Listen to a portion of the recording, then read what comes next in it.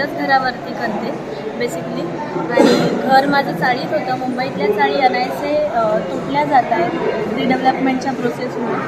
So मी घराची feeling जे घेते, मी तिसरी पिढी होते या घरात राहणारी आणि त्याच्या अकॉर्डिंगली माझं काम झालं. तर जेव्हा माझं घर रिडेव्हलपमेंटला गेलं आणि ते तुटलं गेलं, त्यानंतरचे जे भिंतीचे तुकडे होते मी ते गोळा केले आणि त्याच्यावरतीच माझ्या घराचे फोटो जे होते ते फोटो डॉक्युमेंट केले आहेत.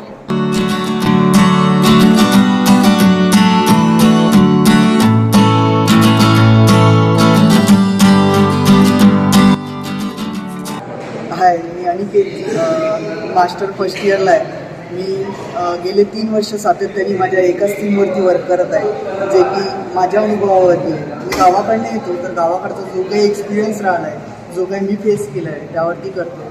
तर देशी दारूमध्ये बरीचशी घरं आधी पण उद्ध्वस्त व्हायची, आता पण उद्ध्वस्त होतात. त्याच बॅकग्राऊंडमधून मी सुद्धा आलो आहे. माझे वडीलसुद्धा यामुळे गेले. तर तो जो काही ट्रॉमा, इमोशन्स आणि मेमरीज होत्या त्या टाईमच्या, मी गेले 3 वर्ष सातत्याने ते पेंट करतो आहे. यामध्ये मी गव्हर्नमेंटला पण खूप ब्लेम केलं माझ्या चित्राद्वारे. जसं की त्या गव्हर्नमेंटला ब्लेम या कारणाने, त्याचे मल्टिपल रिझन्स आहेत. बट त्यातून आपल्याला करप्राप्ती होती आणि ती करप्राप्ती खूप जास्त प्रमाणात होती, म्हणून गव्हर्नमेंट त्याला अप्रूव्ह देतो दुकानांना. आणि त्या करामधून केलं काय जातं, तर त्याला डेव्हलपमेंटसाठी आणि एम्प्लॉईडचं पेमेंट करण्यासाठी त्या कराचा वापर होतो. बट तिथे माझा प्रश्न चालू होतो की तो असा, हे कसं डेव्हलपमेंट असू शकते. आपल्याला रुरल लाईफस्टाईल इम्प्रूव्ह करायला पाहिजे, तिथली मुलं शिकायला पाहिजे. त्यासाठी त्यांच्यावरती मेंटली ट्रॉमा होत आहे. आणि माझं असं लक्षात आलं की पेंट करत असताना की मी गावी असल्यामुळे मला फक्त तोच फेज माहिती होता. गेली 20 वर्ष मी गावी असल्यामुळे मला असं वाटायचं की हाच एक सर्वात मोठा ट्रॉमा आहे, हाच एक देशाचा सर्वात मोठा प्रॉब्लेम आहे. बट गेली 4 वर्ष आता मी शिक्षणासाठी मुंबईत आहे आणि माझं असं लक्षात आलं की देअर आर मेनी ट्रॅप्स. इथे खूप सारे अशी ट्रॅप्स आहेत जे आपल्याला माहितीसुद्धा नाही आहे आणि हे इनविजिबल ट्रॅप्स आहेत. हे ट्रॅप कुठला पण असू शकतो, पॉलिटिकली, एज्युकेशनली, मोबाईल एक्सेट्रा. म्हणून मी या ट्रॅपला कुठलाच फॉर्मेशन नाही दिलं आहे, तो तसाच ठेवला व त्यामध्ये मिरर ठेवला, जेणेकरून प्रेक्षक इथे आल्यानंतर त्या ट्रॅपमध्ये स्वतःला बघतील आणि त्याला हा प्रश्न पडेल की इथे मी दिसतोय आणि या ट्रॅप म्हणजे नक्की काय. त्याच प्रश्नाला मला प्रेक्षकांच्या मनात जन्माला घालायचं आहे आणि जिवंत करायचं आहे की तुमचा ट्रॅप कुठला, तो ओळखा.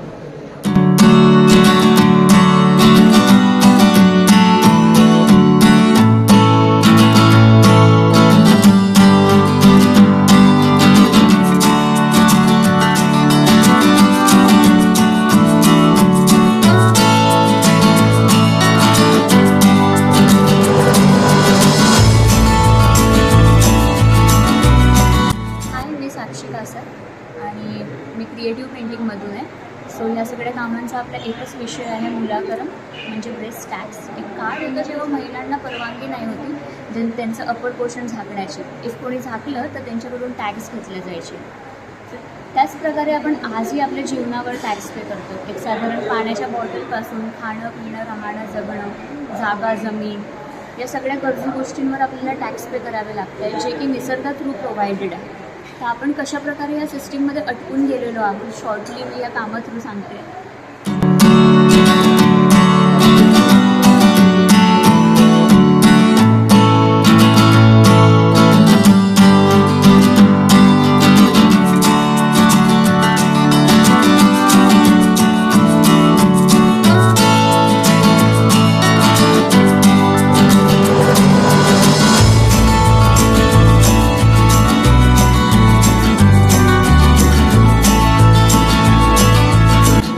माझं नाव विवेक पहाडन आहे. मी प्रॉपर अमरावतीचं आहे. अमरावतीमध्ये पूर्णानगर म्हणून एक छोटंसं गाव आहे.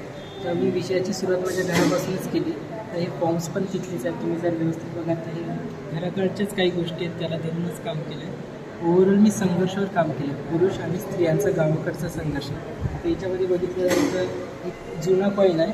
हा कॉईन कमावण्यासाठी कुटुंबाचे एवढे हात लागतात, तेव्हा कुठे जाऊन ते एवढं कॉईन कमावू शकतात आणि त्यांनी धान्य विकत घेऊ शकतात. आणि स्त्री संघर्षासाठी मी हे स्कल्पचर केलं आहे, ज्याच्यामध्ये धान्याच्या जागी मी कुंकू वापरलं आहे, ज्याच्यातून स्त्रीचा संघर्ष लक्षात येतो. कुंकू हे स्त्रीला रिप्रेझेंट करतात.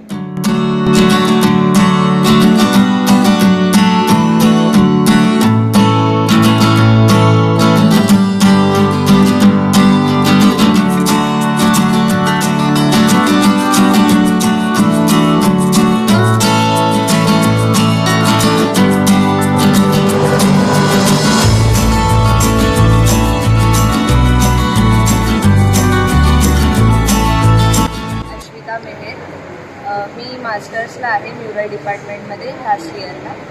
आणि मी मरीन लाईफवर काम करते. म्हणजे मरीन लाईफवरचे प्रॉब्लेम्स असतील किंवा मच्छीमारांचे जे प्रॉब्लेम्स असतील किंवा त्याच्या रिलेटेड काही विषय असतील त्याच्यावर मी काम करते. जसं की हे काम आहे माझं, जे सध्या वाढवण बंदराचा विषय चालू आहे त्याच्यावरती मी हे केलेलं काम आहे. ते मीडियमसुद्धा थोडेसे मच्छीमार जे वापरतात मीडियम्स माध्यम जे फिशिंगसाठी वगैरे असतात, मी विचार करते की त्याच माध्यमातून माझा आर्टवर्क रेडी होईल.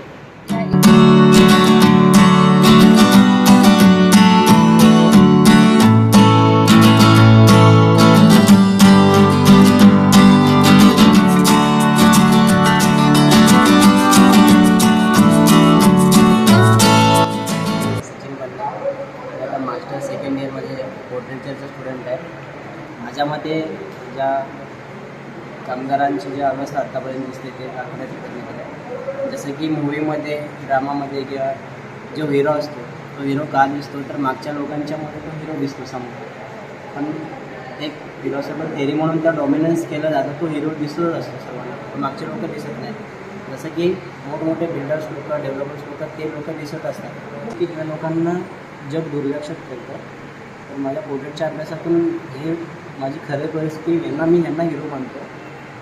तर ह्या हिरोईनचा जे कष्ट करून मिळालेली सुखाची झोप आहे, जी झोप आहे सुखाची झोप, ते दाखवण्यात म्हणजे ज्या गोष्टीवरती झोपतात, प्लायवूड असून दे, गोणी असून दे, काय टॉवेल असून दे, तर त्यांना त्याच्यात सुख भेटतं, ते दाखवण्याचा प्रयत्न.